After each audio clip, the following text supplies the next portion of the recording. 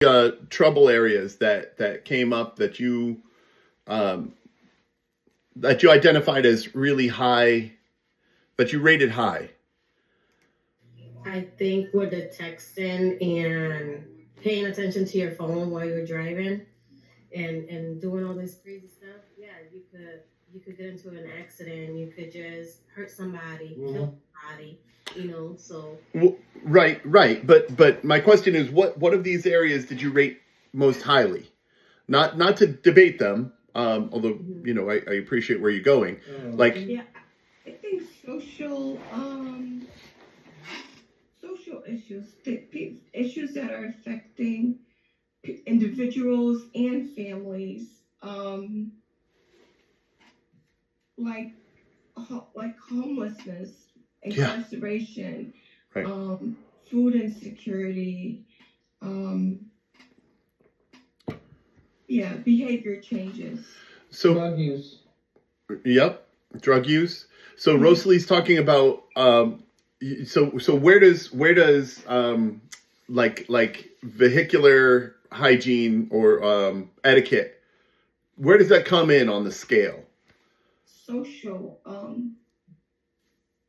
Right, but in terms of its relative pain to the community, oh, well, where would you put that? I put it at 10. Oh, it's a 10. Oh, okay. All right. Well, wait, say that again, Ian. Say it again. Did you say vehicular hygiene? Vehicular etiquette is what I meant to say. Oh, Yeah. Like, look, texting and talking, or while driving, or texting while driving, for instance. For me, I think that's a 10. Uh-huh. yeah, I think it's high too because it can affect all three. The person that's doing it, God forbid that they have an accident and hurt or kill someone else, and the families of both the person Absolutely. that committed the act and the unfortunate person that was affected by it. Sure. I put a 10. I see someone recently doing that on a 95. Yep. And I put it at a 10. That's high risk. I don't disagree with you that it's a high risk behavior. But like, in terms of impact, I rate it lower than substance abuse. I rate it lower than mass incarceration. I rate it lower than mold. Okay, I see what you're saying. That's all. And I'm not because so town committees, right, and people who make budget decisions, they really need to make these assessments. They really need to say, we have this much money. We have this much money. What can we allocate resources to? Are we going to allocate resources to, staffing a police officer on this road where, to make sure that people aren't texting and talking, to really enforce that piece? Or are we going to enforce mold abatement programs, right? In housing projects, right? Principally, it's going to be low income housing where this is an issue, and make sure that hundreds of people are not, you know what I mean? Like, yeah, sure, accidents could impact maybe people in the tens, right? But mold and poor housing conditions, this can affect people in the hundreds, and right. And then I heard in one of the groups, that the importance of giving our children strong foundations, right? And for a child to have strong foundations, they have to be able to breathe. And so where does our community go when our children weren't able to breathe as in their youth, right? When their lungs were young and developing. So, you know what I mean? So on the spectrum of things, like if I were to put them, on a timeline, vehicular etiquette would be further down than mold abatement and those other things I mentioned. Okay, definitely. Yeah. But that's for me, right? Like if you were personally impacted and you were like, no way, Ian, actually, I disagree with you. Here's my perspective. You can call me an idiot. It's okay. I know I'm not an idiot. But, for funsies, you might say, Actually, Ian, the ripple effects of vehicular accidents are are broad, and they decrease the overall safety within a community because people no longer feel secure driving or secure walking along the roads, which I wouldn't blame you, right? And you have a different perspective on it that's totally legitimate. I'm just saying for what Rosalie raised and for what others raised, the vehicular piece is really kind of middle relative to those other concerns for me. But I heard us get to a point around the social components. Andrew, what were you saying? Excuse me, I was saying that if a person is texting and driving, then they could get into an accident and possibly not just hurt themselves, but others. Surely. And it affects the community. And usually, any type of funding, any changes usually come from something that happened. Something that happened that affected, like for instance, with the texting and driving. Right. If enough people were doing it and it was brought to light, with news and media and all that, yeah, then they would allocate the funds for whatever they needed to, whether it's training, whether it's making stiffer laws or something. So usually a change occurs a lot when something bad happens. Right. I can't do anything right now because this didn't happen. If this happens, then we'll make change. So. How many places, for those of us who've grown up in the same area for a while, where there was no stop sign, no stop light, nothing, and then an accident happens, or maybe a second, third accident happens, and the change happens, right? So now it's not a stop sign anymore, it's a stop light, where, there was nothing before. We just sort of had a right of way. I've seen that several places in my life.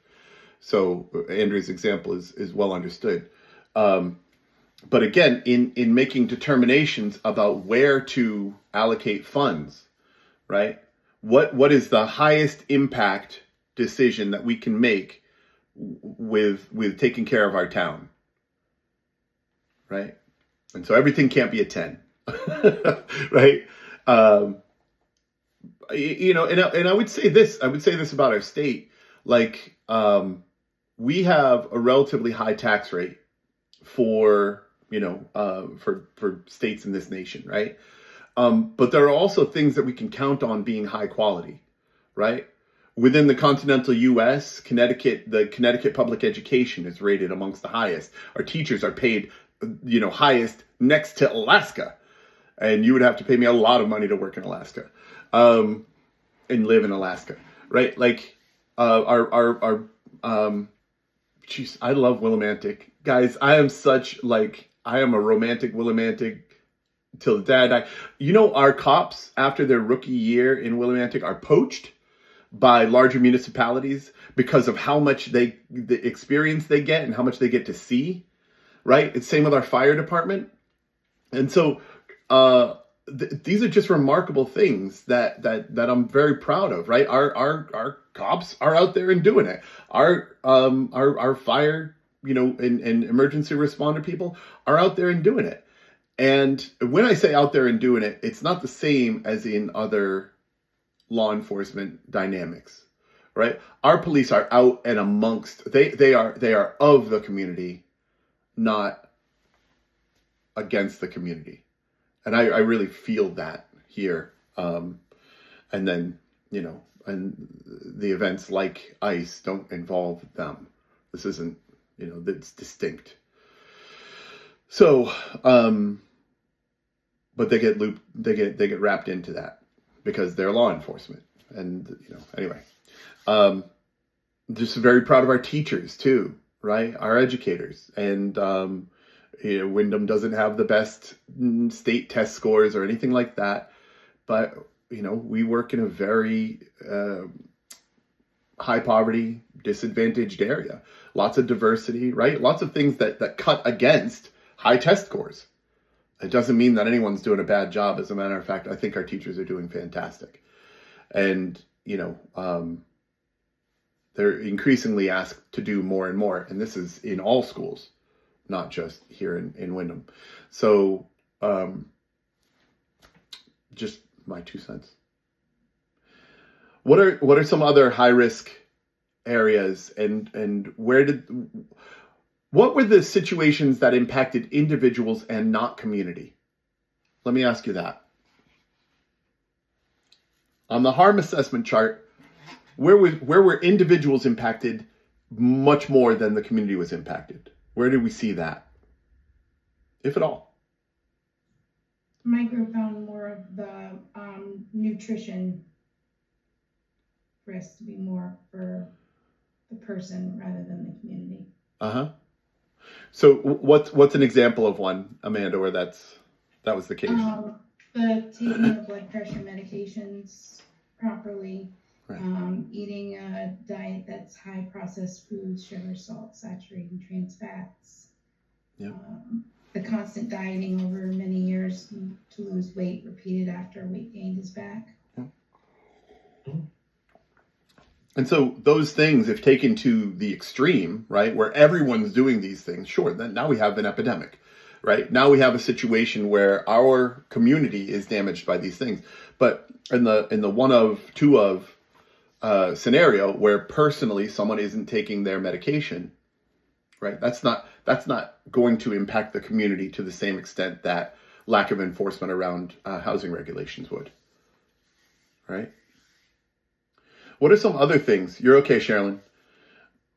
Being responsible for the care of a relative who is dying. Yeah. What would you say about that, Nettie? It's more individualized.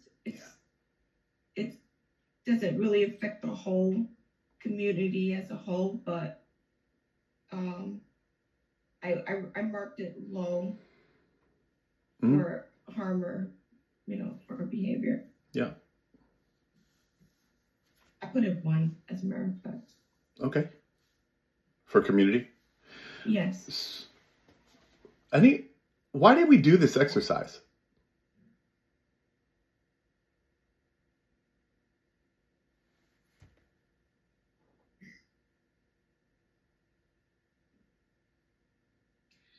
I guess to exercise our ability to make positive decisions and changes. Properly assess. Uh-huh. Different behaviors. So hold on. Jose, you took a big pause there and Rosalie jumped in, and then you spoke. Let's hear Jose and then we'll hear Rosalie. Well, we learn to make an assessment of dynamics of the situation based on whether it's health related, community related, social. They fall into different categories. Yeah. So what we try to figure out and assess is the impact that it has overall on the community. Right. Where certain things would fall under medical care or social worker individual coaching versus community care and public health. Right? Rosalie, where are you going with that? I was just saying, just different type of behaviors that we deal with on every different day. Mm-hmm. Yeah, sure. That is stuff that's out there that we need to consider and recognize is real for our communities. Great. Let's get back into the share here, right? So we're talking about harm reduction as a public health strategy, right? Initially, this was developed for adults with substance abuse problems. That's right. That was like the easy way for the war on drugs to to show that it was making a difference. It's like, oh, here's what we're going to do, right? We're going to look at harm reduction, and we're going to look at these 5 dimensions of harm reduction, whereas there's respect, acceptance, empowerment, compassion, and collaboration. And it's effective in reducing morbidity and mortality, right? Bad things happening and people dying. And it's applied to sexual health education in an attempt to reduce both teen pregnancies and sexually transmitted diseases, of course, including HIV and pregnancy. May be applied to any area of behavior, right? So this framework for harm reduction, right, involving respect, acceptance, empowerment, compassion, and collaboration, is all present. But why? Why, from your perspective, is respect an important component of harm reduction? What does RESPECT have to do with it? Andrea, thank you for the small little smile. Nettie.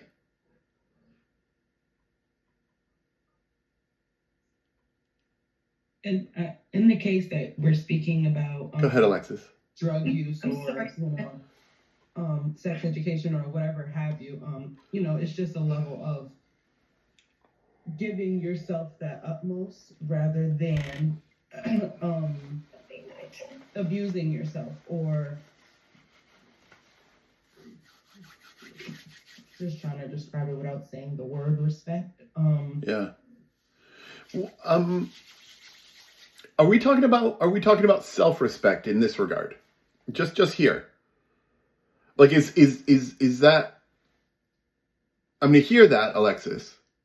Yes, well, maybe that's what I'm talking about. Self-respect. Sure. Okay. Hey. Yeah. Self-respect's absolutely critical, right? Like maybe it's not obvious that there's a harm going on. Like I've got a great job, I've got a house, I've got a family, and I'm an upstanding member of society, but I've got a drug problem, right? I've got a closet drug problem, and no one knows about it, and I don't feel enough self-respect to get it addressed, right? I don't feel as though I deserve better, or I don't know, whatever my story, right? There's always a reason that people use drugs, right? What is it I'm trying to cope from? What's that? I said, or being around it for so long, you don't think that you're doing anything wrong. This is what I'm accustomed to. Right. This is what I'm used to. Right. This is what I've, grown to know. And so eventually it comes out, right? Just to go ahead, Alexis, with our story here. Or it comes out that I'm a user, right? It comes out that I've got a drug problem. I got into a car accident. Okay. Sorry, just to go back to that. And now I need to, someone's involved in my harm reduction. So who might be involved in my harm reduction? If whomever you've gotten to the accident with, whether they were in the car with you or someone that you hit, for instance, or say you didn't hit anyone, you hit a light pole fell down, it hit someone's house, or yeah. But I committed a crime and I've come out as a user. Now what people suddenly become involved in my life? Right? Not the people that I hit necessarily. Right? Police. What else? The ambulance, the hospital. Emergency responders, yes. Doctors, nurses, yes. Who else? If DCF, if you have your children with you at the time. Right. Protective services. Who else? Your community health worker. My community health worker, right? And it could be my community health worker in drug rehabilitation. It could be my community health worker in social work, right? It could be my community health worker in connecting me with mental health resources.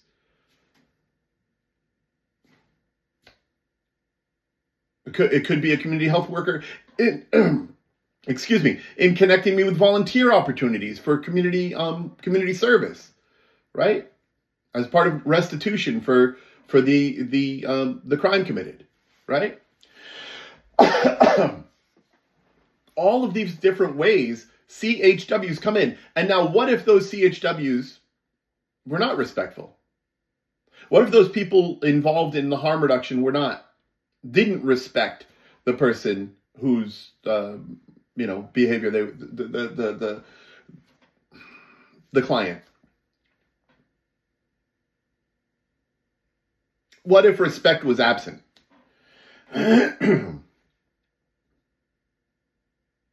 Would that person want to change their behavior?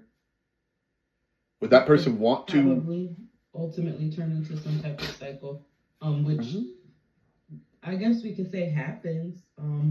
People who have multiple DUIs or things of that nature. It could be possible that they're being they feel as if now they're being targeted. Sure. They're not getting the help that they need. It's just all of a sudden every time they turn around they're getting arrested, and it's kind of like on one end, obviously you should know better, but on the second end, some people just require that extra that the first time just didn't do it for them. Just because someone said, yeah, you're not supposed to do this, you're getting locked up 30 days, or, now you do community service, that was like a slap on the wrist in the sense.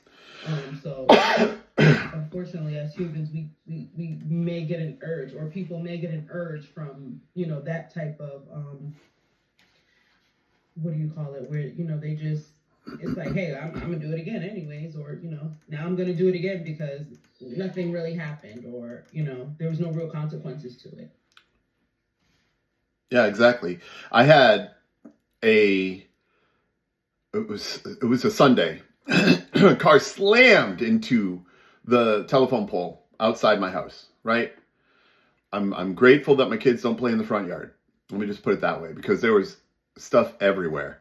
And my telephone pole, took a big chunk out of it. And those telephone poles are not easy to damage. All right. And eventually they had to replace the thing, right, within the week. But this vehicle, like both wheels on the passenger side, were off the rims, both tires. This person was not in good shape in my front yard. I'm like, what's going on? The whole street is out there. We're like, are you okay? And the guy gets out of his vehicle and he's like, if he wasn't intoxicated, I don't know what he was. All right. But he was slurred speech, had difficulty reasoning and having conversation, right? Now, this could have happened from, slapping his head into the steering wheel, but we got the sense that he was buckled, that this was, this was drug induced, okay? And we said, we need to call the police, right? And I had already called the police. He goes, no, and yells that as loud as he can, and then crawls back into the car and tries to drive away. And he got one house down on his rims. And, and so what I'm making assumptions here. I don't know the story, but I would act like that if I had gotten in trouble with the law previously, if my license had gotten suspended before. And I'd be like, no, I got to get away with it. I can't get caught again. Mm-hmm. Right? That's how I would behave. He needed an intervention. This person, driving as they were, whatever the cause, was not managing himself safely on the roadways, was a threat to himself and others. The police needed to be involved, right? And the police showed up eventually and did what they did. I think he even tried to hoof it. So anyway, it was a sad thing, really kind of remarkable thing to behold. Like you couldn't make that story up. I wouldn't tell you that story. I don't know. I wouldn't invent that story on my own. I'll tell you, because it just doesn't add up. But as I saw it unfold, it was natural for me to, create sort of a backstory around it and have compassion for this person who, if it was because they were inebriated, there's something in why on a Sunday morning they're drinking to such an extent that by the time they got into the car at noon or 1,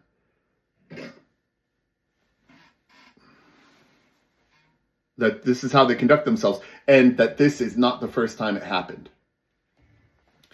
I do what I can to have to show up for those people, because I've certainly had users in my life who are really good people, and they have difficulty breaking away from this cycle of behavior for one or several reasons.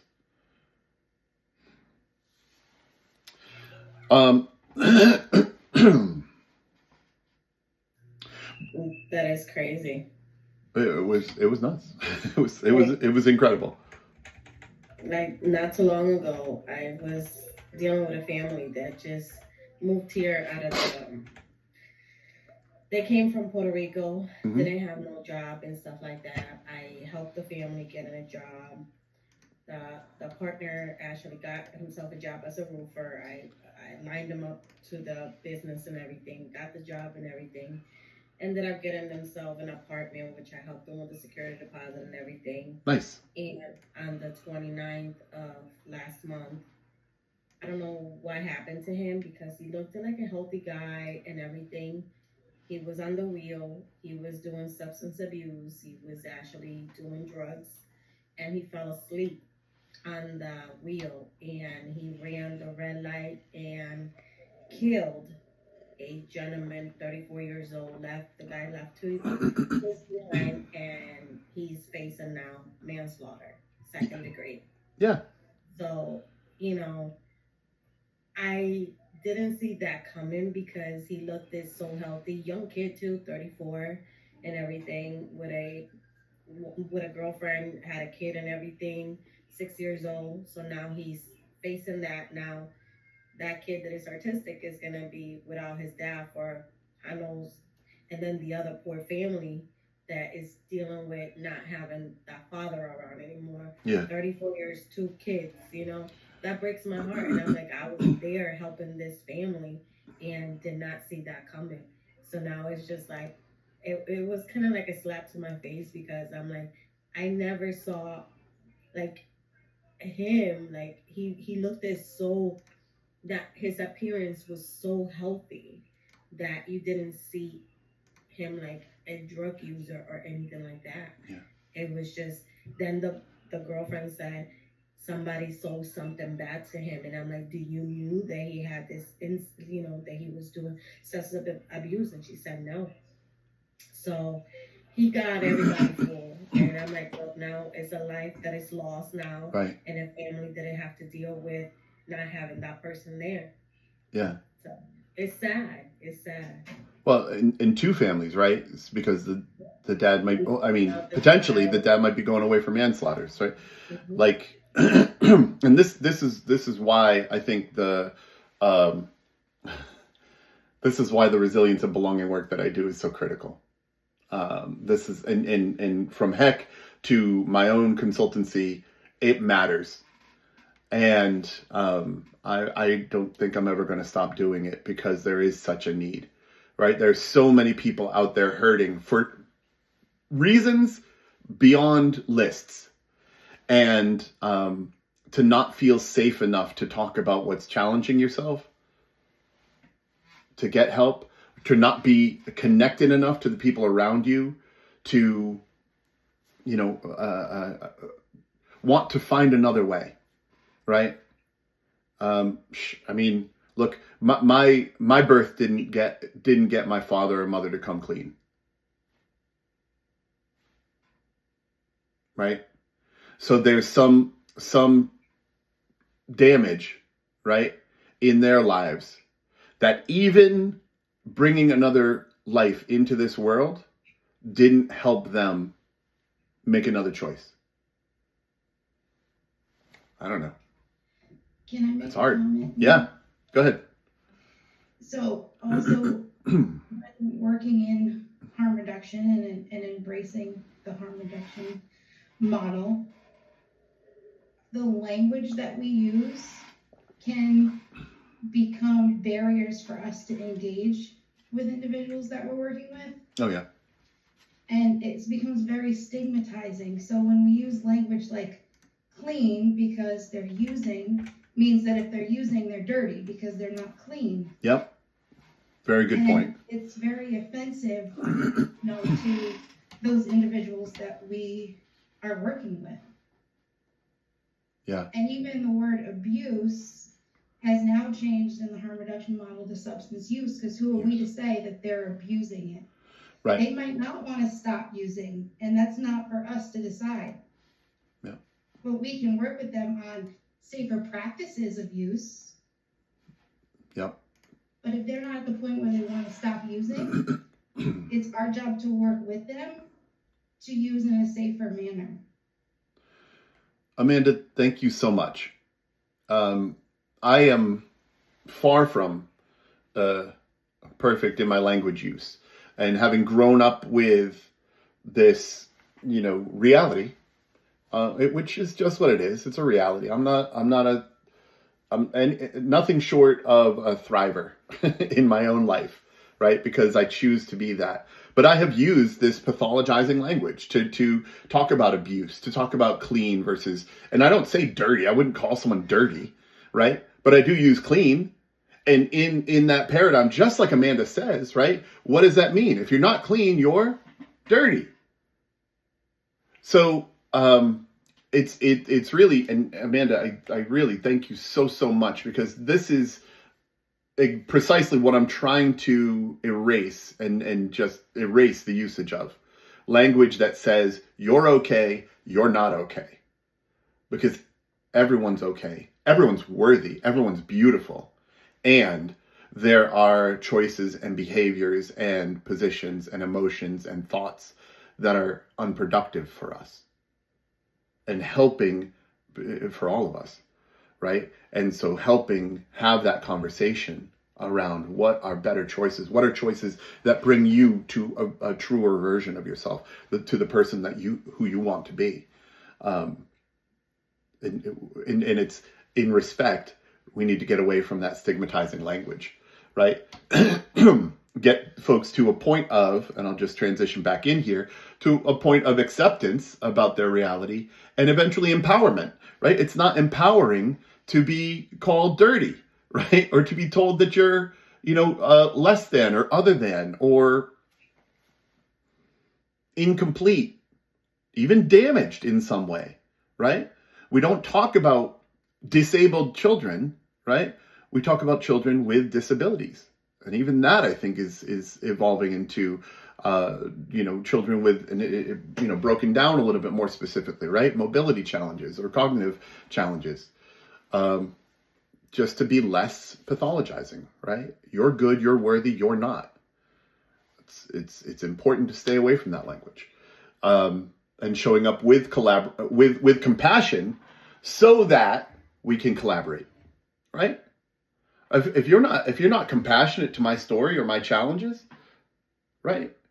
If Emily shows up and she's like, okay, well, you're just like the rest of them, right? I'm not going to feel respected. I'm not going to hear what she has to say and be able to accept what's happening for me if she has that information. I'm not going to feel empowered by meeting with her.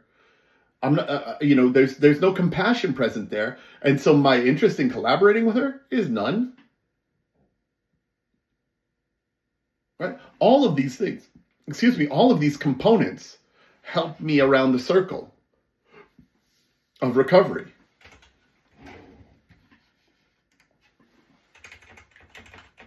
Right? As we get back here, as if I'm looking to make change in my life, these 5 components need to be present for me to feel like you can help me, to let someone in on the challenges that I'm facing, right? And that's why these values are critical for us to bring to whatever's going on. It doesn't matter if someone's having difficulty running their finances. That's a harm we're trying to reduce. Someone needs energy assistance. Someone needs food. Someone is, on substances. Someone has, in a domestic scenario where abuse is prevalent, right? All of these are necessary. It doesn't matter. May apply to any area of behavior, right? So in the intersection of prevention and harm reduction efforts, when we look at prevention, right? This is the primary, right? We were talking about up the river, down the river, right? These primary preventions, preventing the initial use of delay of initial substance use, preventing the initial use of, or the delay of initial substance use, right? What can get in the way of a user using, not having access to the drugs, right? So on the preventive end, right, making sure that laws are passed to, make harmful drugs illegal, and enforcing the distribution, right? If that's happening, then cracking down on that. Not the use, but the distribution. Secondarily, early detection of or reduction of substance use once problems have already begun, right? So checking in with folks, making alternatives evident, right? If you use, if you are unhappy with your use of narcotics, right? Come talk, right? Be amongst other people who are facing these same challenges, right? It removes the concept of stigma. At 12:30 down on Main Street, there's a recovery meeting. And I wonder if that language in and of itself isn't stigmatizing to a certain degree, right? But that's the prevalent paradigm. Recovery, right? But that was worse than or is a step improved from whatever it was previously, right? Might have been addiction group or something. I don't even know what it was, right? And then the tertiary, right? The third string, way downriver, reducing substance use problems or harm to prevent further deterioration or health, right? Might be getting folks involved in a detox, right? Detoxification. Here we're talking about the condition, the physical condition, not the person, right? So is that preferred language, Amanda? How would rehabilitation? Yes. Do they prefer? I'm sorry, I got to check in, right? You're referring to them receiving treatment. Right. So, but detoxification is like a detoxification clinic is better than detox is better than rehabilitation. Yeah. Like from a stigmatization, pathologization standpoint. Yeah. Right. So. Just again, on the front end, we're trying to prevent the access to drugs. And on the back end, we're trying to reduce the harm. Right? Upriver, making sure that they're that the public health risk is that folks are informed about it, right? That there are policies decided upon around it, right? Secondarily is really about the public information, right? Educating the public. And then thirdly, reducing the harm of whatever the public ill.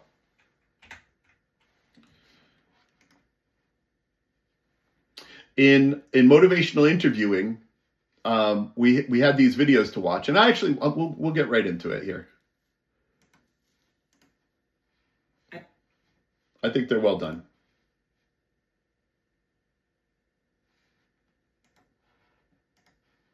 I understand that your asthma symptoms have been just really out of control. So you need to look at some of the ways that you can get healthy and not be back here again. Yeah, I definitely don't want to come back here.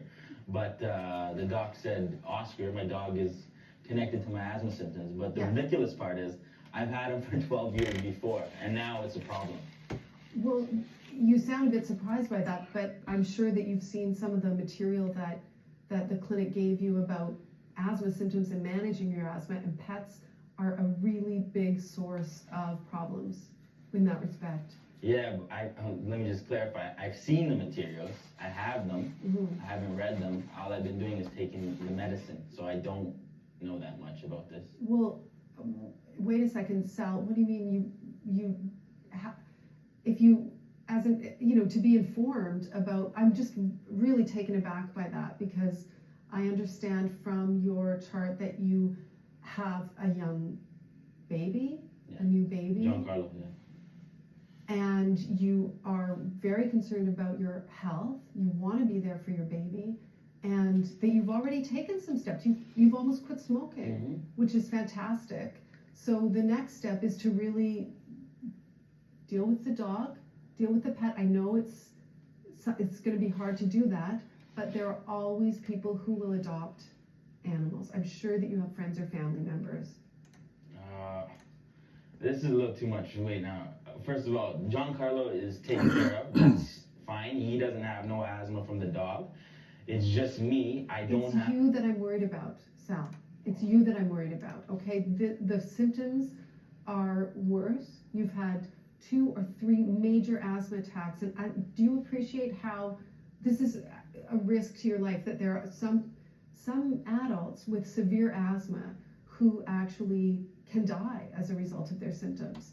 It truly is something to take very, very seriously. I can't emphasize that enough. So, Oscar's gonna make me die. He hasn't made me die in 12 years. And the doctor's saying, oh, I don't know if it's the stress, the finances, the drinking. So what are we doing saying Oscar could make me die? I've had him for 12 years. Sal, do you understand that what happened 6 years ago or 10 years ago, your asthma is progressively getting worse. You know very well that the puffers, the strength of the medication is getting higher and higher. And there's only so much that can be done with medication alone. You know this. Well, they can keep giving me more medicine and give me the strongest one, and I'll keep Oscar. Sal, you're almost on the strongest one. And if Oscar's that important to you, then do you put Oscar higher than your baby? Than your wife? Like, that makes no sense to me. Do you understand how important this is? I understand that I don't think you get my situation. I've had this dog for 12 years. So I'm not just gonna up and get him out of my house when I don't even know if that's the main thing.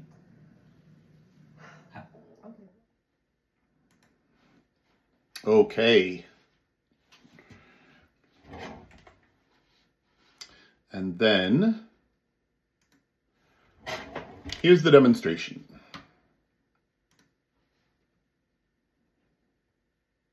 So where you said you'd like to start, Sal, is talking about your asthma and specifically about your dog and how one is affecting the other.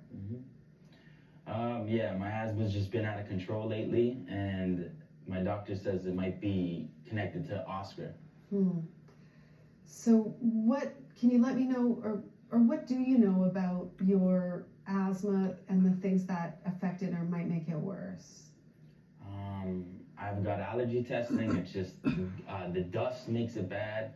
I thought the smoking was the main thing. That's cut down. And then they said the drinking might contribute to it too. So I got a lot of different things I'm working on. So that's what I know. The drinking, the smoking, and the dust that I got the scratch test for. Right. And that's what I know, and that I take the medicine for it. Okay.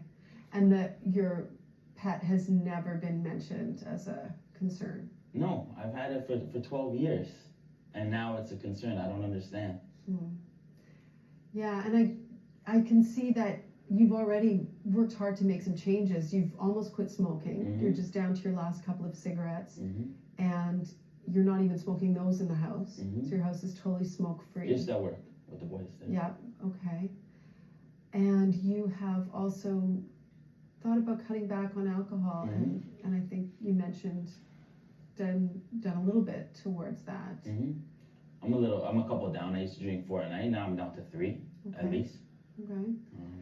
So now, almost like that's not good enough. Like now you have to. Now it's the dog, and now what's next? What's next? Yeah. Right. Yeah. Okay.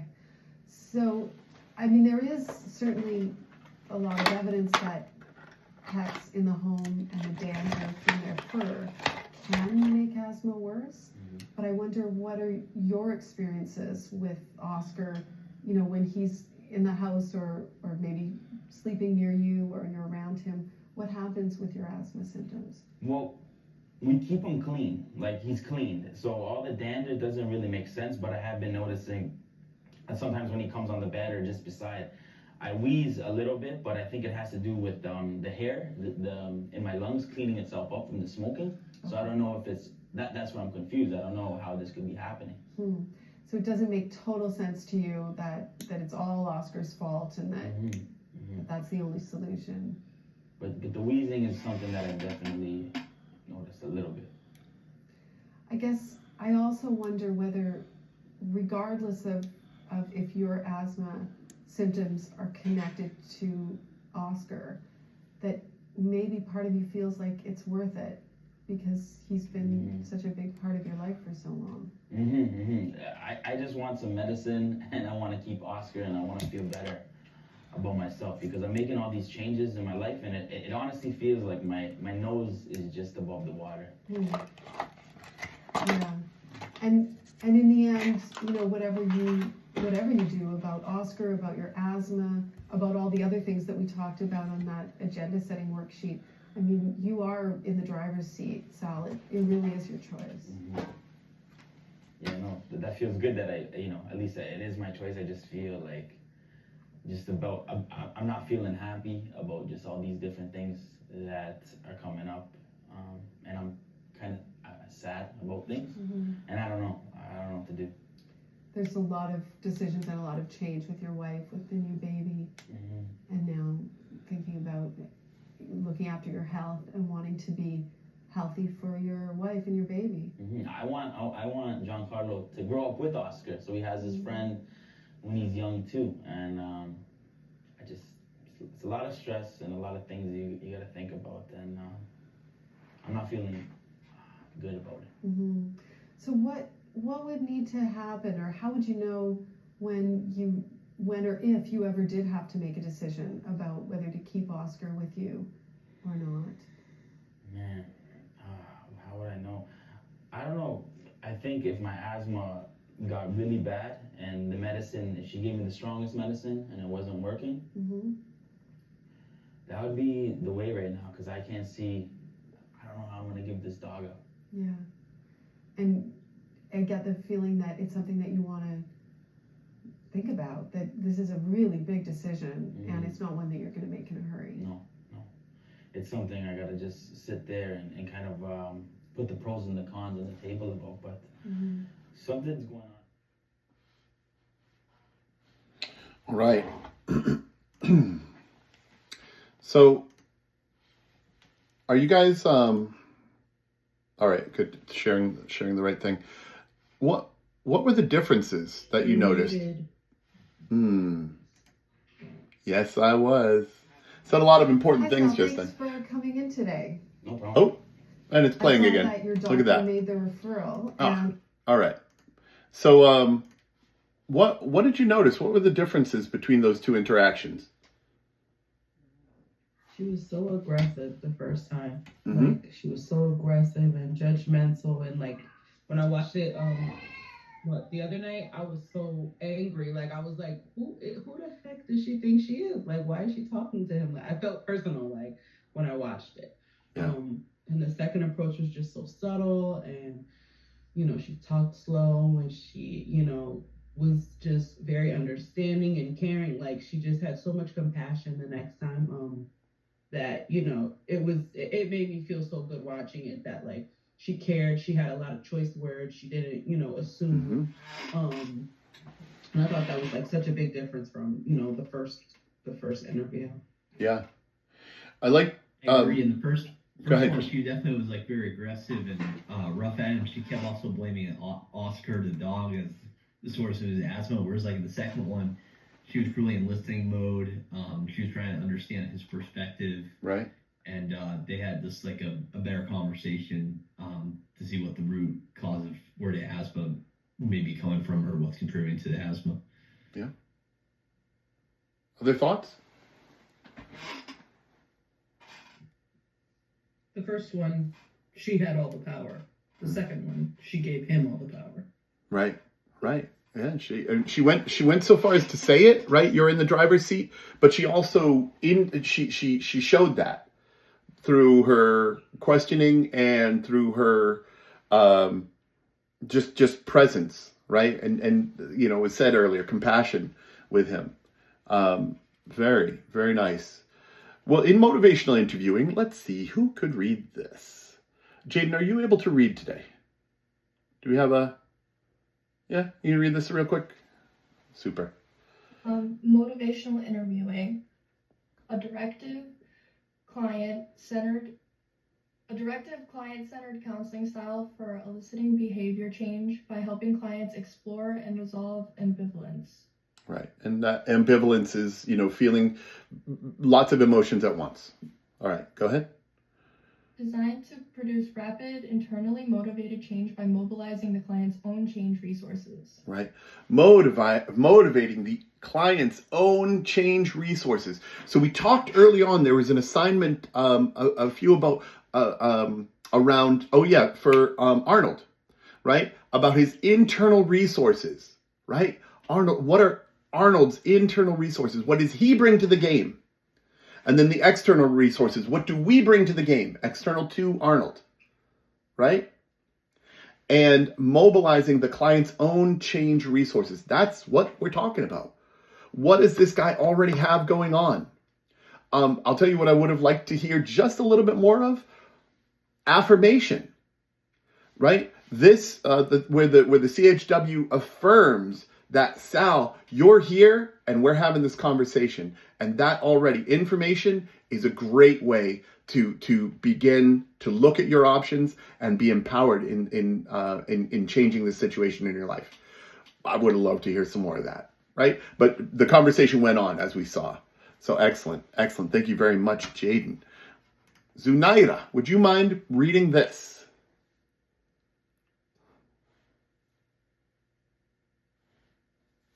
Layperson's definition of MI. Motivational interviewing is a collaborative conversation style for strengthening a person's own motivation and commitment to change. Fantastic. And so what is MI, right? Motivational interviewing. It's participant-centered, right? It's a way of communicating where the professional, the CHW, is a guide, right, toward the destination that the client says they want to get to, okay? Helping participants find their own reasons to change and exploring and resolving their mixed feelings about that change, right? Embracing the entire human, right? What are your thoughts about that? How does that feel, right? How do when the doctor says you need to get Oscar out of your life, what does that feel like for you, right? And having them really process the entire thing, as opposed to ignoring it, right? And maybe now there's some resentment between Sal and the doctor. Sal doesn't want to talk to or listen to what the doctor has to say, regardless of how effective it would be for him, because they came down so hard on this thing that he feels so strongly emotional about, right? So in the demonstration, this is a demonstration, right? Take 5 minutes to share something you've been thinking about changing, but really aren't sure about changing, such as, right, stopping smoking, exercising, changing spending habits, leaving a relationship. Important. Let's make sure it's something you feel two ways about. Maybe I want to, but maybe not. And so this is an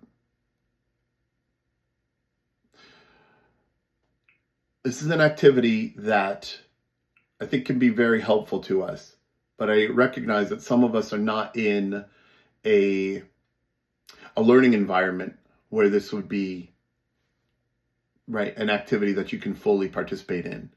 And so what I'll ask is, for those of you who are, who would be willing to talk about that ambivalent situation?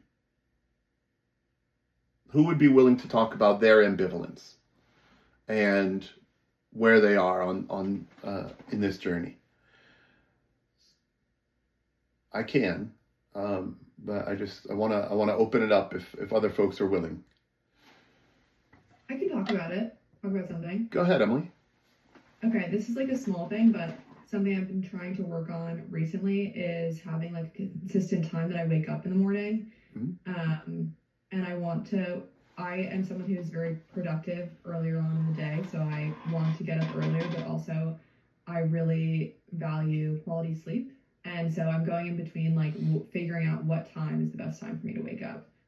So waking up earlier or sleeping in so I can get better sleep, if that makes sense. Great. And so this is a change that you want to see in your own life, because why is this change important to you? This change is important to me because, let me think about this for a second. Sure. I have a few things that I'm working towards, like personally, right now, and one of them is applying to law school, and I'm trying to figure out how to best study for the LSAT. And I think that if I were to study in the morning before work starts, that would be the most productive time for me, but it's a big commitment, so I'm a little bit afraid to make that change. Okay. I understand that completely. I've heard it said that tomorrow begins last night, right? Or the night before. And what are your patterns around going to bed that you think might affect your sleep? I would say I have pretty good sleeping habits. I have a nighttime routine, which allows me to settle down at night and decompress and unwind, and I'm able to fall asleep very quickly. But I would say there's two things that I could probably change, which is the time I go to sleep and when I stop using my phone at night. Those are probably two things that are holding me back from feeling comfortable and well rested waking up earlier. Sure. What do you have a typical time or a target time? Yeah, I try and go to sleep between 10 and 11, but I go to sleep normally closer to 11. Yeah. And I think if I were to be consistent about being asleep or in bed at 10 o'clock and being done with my phone at 10, that might be a way to start working towards being able to get up earlier. Yeah. I've had success with that too. Just sort of, being faithful to my time. And I didn't start by, being faithful to my time. I started by just kind of noting when I went to bed, and just in my phone, right? When did usage stop? But I in using my phone right up until I went to sleep, I sometimes would drop it on my face. I mean, and so I've gotten to the point where it's 15 minutes now. Both before I, kind of try to settle down and go to sleep, I stopped using it and I've shifted to reading again. And I've got this just really sort of light reading thing that isn't going to keep me. It's Irish anecdotes actually, right? And then when I wake up in the morning, generally to go use the bathroom, I try not to look at my phone during that time, right? Besides checking the time. And I've found that really works for me, but it's just something for you to try if you like. Is there when you wake up early, what are your patterns then? When you wake up, what are your patterns? I definitely have a hard time getting out of bed, and I'm someone who hits snooze on my alarm clock. So if I set an early alarm, when I am trying to wake up early, I'm just I'm just going to snooze and sleep for 30 more minutes. Right. So that's definitely something that I am also trying to figure out how to get past that point of being I'm just going to snooze. And is the snoozing happening more because you got to bed late? You like to have that 8 hours? Yeah, consistently?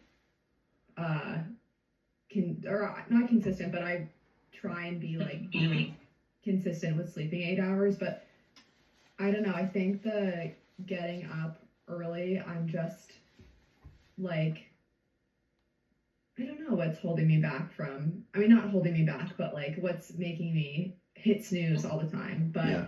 I just want to keep sleeping. My bed's so comfortable. Well, that's the problem right there. We need to get rid of your bed. Yeah. For those mornings when you have been productive, right, where you've gotten up and maybe gotten, going more quickly, how have you felt? How does that make you feel? Good. And yeah. I find that something that gets me out of bed is if I have a commitment that's right around the time that I need to wake up. So like instead of having like a big chunk of time that's free to build my own plan into, like if I commit to say like a workout class or like meeting someone for coffee before work, something like that, like I'm able to get out of bed and just go. So I'm trying to figure out how to like make my morning routine something that has that structure in it, that is not just about committing to myself, but committing to something else or someone else, because that motivates me to get out of bed. Awesome. I appreciate your openness with this struggle, because Yes. we can't. It's something that I've struggled with too, and I recognize that my productivity has a lot to do with the way that I start my day, and the schedule. Oh my God, my schedule. My greatest tool is my schedule, and so creating a morning routine for myself where I know I wake up, I have my gratitude glass of water, I take my my gummies, and and sort of move into the rest of my day. Without that little self-care ritual really makes getting out of bed for me yummy. And it's easy for me to step into it as a habit because it's so yummy. It feels so nice for me, So, okay. So there's that. What was it about that conversation? What did you notice? Openness and innocence. I'm sorry. Innocence? Yeah, it's like innocence almost. The vulnerability of expressing yourself and letting something that's kind of personal that you're dealing with, and you're sharing it with other people. Yeah. Okay. What else? There's sort of innocence in it, I think. Thank you, Nettie. I would say like, so when you set a goal, like you have to do early morning, you have appointment or you have something coming up, so that makes you get out of the bed also. Yeah. That's a good point, Scenario. So, right, but in terms of the overall conversation, not the like. Yeah, we can get into the weeds about addressing sleep challenges, but the overall conversation, right? And innocence and openness. Okay, let me set up Emily, do you mind keeping going? Definitely. All right, let's do a contrast here. Emily, hi. I guess you're having trouble sleeping. Yes. All right. Definitely having trouble with my sleep routine. What's going on? When do you fall asleep? I fall asleep probably by 11 most nights. Oh, it's way too late. You've got to be going to sleep at like 9. Right? I mean, you can make that fix, right? It's important to get 8 hours of sleep, and there's no way that 7 o'clock is, an early enough time to wake up. So you've got to go to bed at 9. You get it, right? So say more. What's getting in your way? Like, why aren't you making the right change? I think it's kind of a complicated situation. It's not complicated. It's simple. You just have to make a different choice. But go on. I feel like there's, so many things I have to get done in the day. And if I'm going to bed at 9 p.m., that's like cutting off my productivity in the afternoon. But then if I'm not going to bed at 9 p.m., I'm then not getting enough sleep. So I just have trouble, managing going to bed, getting enough sleep, but also being as productive as I can be. You know what it is? I mean, you're thinking about this all wrong. If you got more sleep, first of all, you wouldn't be having this fuzzy thinking about, my suggestion, right? You'd realize that I'm correct, and you just go to sleep at 9 o'clock. There's tons of studies everywhere where, they're all talking about 9 o'clock and going to bed at 9, and that's the right way to do it. So basically, Emily, if you just got your act together and went to sleep at 9, you'd be fine. Okay? So start tonight, and I'll see you tomorrow when you're thinking better, and we can talk about something else that's wrong with you. Okay? Sounds like a plan. Sorry. Okay. Videos we saw. What was different? The whole attitude. Your attitude was. What? Yeah, but what about my attitude? We gotta like drill down into it. What? You're telling her what to do, not making suggestions, and not letting her be in control. You were in control and bossing her and telling her what she had to do. And instead of letting her take control of what would help out and different things that she could do for it. Yep. And also, it was like a duh. Like, don't you already know that 9 o'clock is when you're supposed to go to bed? I mean, like, you know that. Everybody knows that, so that's what you should do. And once you do that, that's it. Okay, that's the fix. What else? It's the shows. It's the shows. My God, that's what it is. Yep. Oh, we didn't even get into the cell phone, right? What kind of an idiot is on their cell phone past 9 o'clock? Like in the I called her wrong. I called her bad. I called her, her thinking fuzzy. There's all kinds of would you want to keep talking to me? Nope. You think she was looking forward to tomorrow where we talk about the other thing that's wrong with her? Nope. I think Emily was very patient with you. I think so too. A phone call would have hung up, or in a Zoom meeting, I would have left the meeting. Yeah. He lost the client. That's it. That's it. You were rude. Emily, and I know that others can relate to this. What did it feel like hearing those words from me? It definitely, there was a big contrast between the first conversation and the second conversation. It was more one-sided in the second time versus it being a back and forth where you're really developing an understanding of what I'm experiencing so that we can, as a team, develop a plan to move forward. It kind of felt like in the second conversation, it was almost like a doctor prescribing me something, like a one-size-fits-all, this is what you need to do to fix your problem. Which oftentimes I don't think is as productive. I thank you. But what you didn't do right there was answer my question precisely. Okay. How did it feel? What were the emotions that you felt in hearing those words come from me?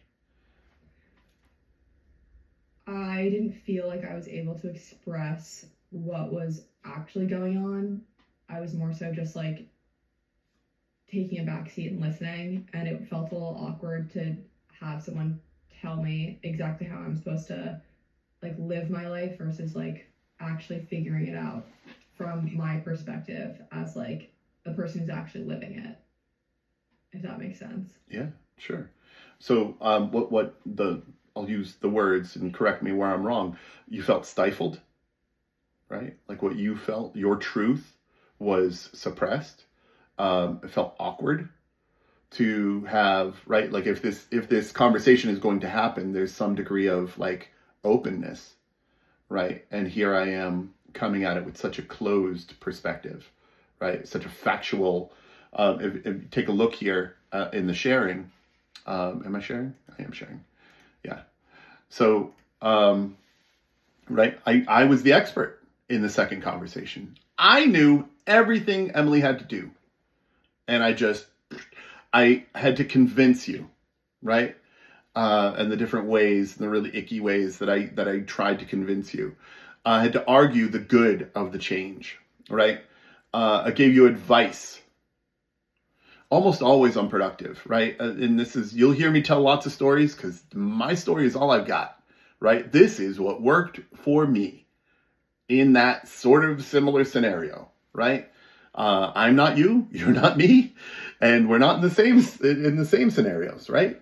But if there's a parallel here that's useful to you, I want to offer it. But back to this, right? Persuading with logic, minimize their excuses. Your reasons, I tried to shut them down. I cut you off, right? how many of us have been on the receiving end of a perspective like that? Me. I have to. Right? I wouldn't want to be either person in that dynamic. Emily, I really hated doing that. Like, it felt icky, right? I did it for the purposes of our learning, and I will not do it until this, until it's for the purposes of learning again. I think I was very much like that. I was very much a knower, a teller, an advisor. And it probably drew barriers between myself and others. I don't want that. So we'll talk more about motivational interviewing next time. I hope to hear from your perspectives. Think about the conversations that you have between now and Tuesday, and we will see you then. Thank you, Ian. Thank you, everybody. Thank you. Thank you. Bye, team. Great work. Have a good weekend. Have a great Happy weekend. Valentine's Bye, Day. everybody. Have a good weekend. Happy Valentine's. Same to you.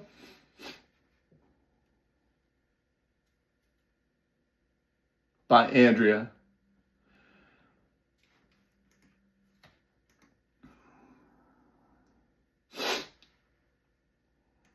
Recording stopped.